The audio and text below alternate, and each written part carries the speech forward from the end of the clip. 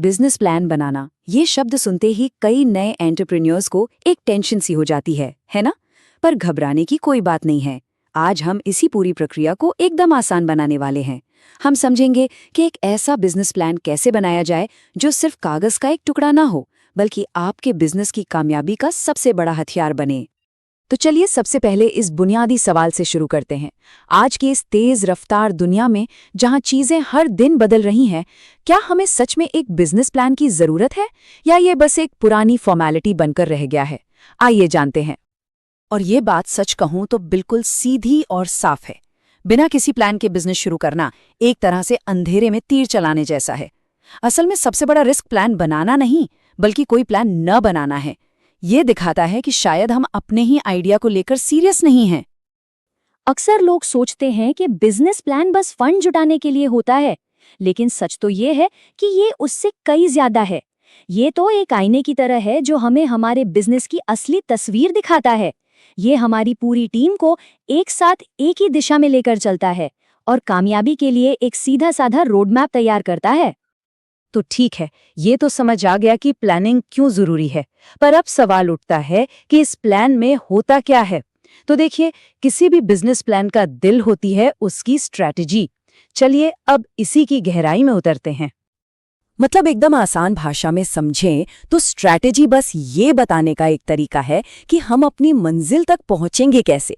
ये सिर्फ एक बड़ा आइडिया नहीं है, बल्कि उन छोटे छोटे सोचे समझे कदमों की एक लिस्ट है जो हमें हमारे गोल तक ले जाएंगे। तो एक दमदार स्ट्रैटेजी की नींव कैसे रखें, इसके 3 बहुत ही बेसिक स्टेप्स हैं। पहला, ये साफ होना चाहिए कि भविष्य में बिजनेस को कहाँ देखना है। दूसरा, हमें ये पता होना चाहिए कि हम दूसरों से अलग या बेहतर क्या कर रहे हैं। और तीसरा, ग्रोथ की प्लानिंग होनी चाहिए, वो अचानक से नहीं हो सकती। ये बात मुझे बहुत सही लगती है।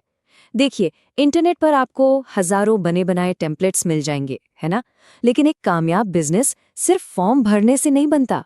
उसके लिए गहरी सोच और पूरी तैयारी लगती है, क्योंकि बात किसी कंपनी के भविष्य की है। अब देखिए, एक अच्छी स्ट्रैटेजी सिर्फ सोचने से नहीं बनती, वो बनती है जमीनी हकीकत पर, और वो हकीकत है हमारा मार्केट। इसका मतलब है कि हमें रिसर्च करनी होगी और अपने कस्टमर्स, कॉम्पिटिटर्स और पूरी इंडस्ट्री को ठीक से समझना होगा। ये सेक्शन असल में हमारे आइडिया का लिटमस टेस्ट है। ये बताता है कि हमारा बिजनेस सिर्फ एक ख्वाब नहीं, बल्कि एक हकीकत बन सकता है, क्योंकि मार्केट में वाकई इसकी एक जरूरत है। ये सिर्फ एक अंदाजा नहीं, बल्कि फैक्ट्स पर आधारित एक भरोसा है। अक्सर जब हम टारगेट मार्केट जैसा शब्द सुनते हैं तो लगता है कि ये कोई बहुत मुश्किल चीज होगी, लेकिन ऐसा बिल्कुल नहीं है। जैसे इस जॉन की बेकरी के उदाहरण को देखिए।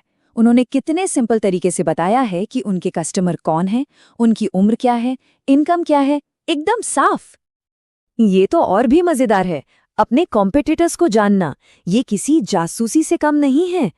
जॉन की बेकरी ने न सिर्फ ये पता लगाया कि उनके कॉम्पिटिटर्स कौन हैं, बल्कि उनकी कमजोरियों को भी समझा और उसी कमजोरी को अपनी सबसे बड़ी ताकत बना लिया। 100% नेचुरल और ऑर्गेनिक प्रोडक्ट्स। यही तो है स्मार्ट स्ट्रैटेजी। चलिए, स्ट्रैटेजी हो गई, मार्केट रिसर्च हो गया, लेकिन अब बात करते हैं उस चीज की जिसके बिना कोई भी बिजनेस आगे नहीं बढ़ सकता, पैसा। ये है रियलिटी चेक का टाइम। हर शानदार आइडिया को जमीन पर उतारने के लिए एक रियलिस्टिक फाइनेंशियल प्लान की जरूरत होती है।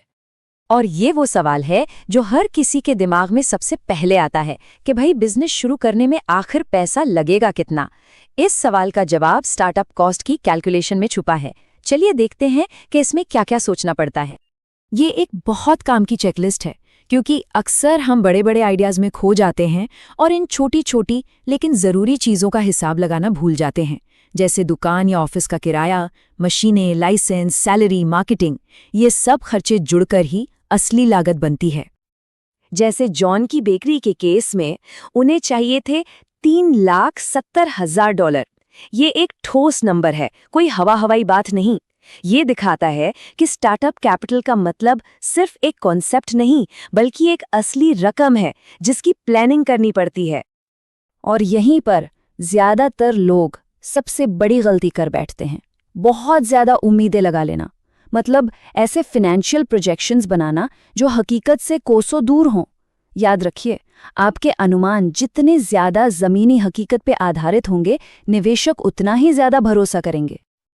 अच्छा, अब एक और मजेदार बात, क्या आपको पता है कि सारे बिजनेस प्लान एक जैसे नहीं होते? नहीं, आपके बिजनेस के मकसद के हिसाब से आपको सही स्टाइल चुनना पड़ता है।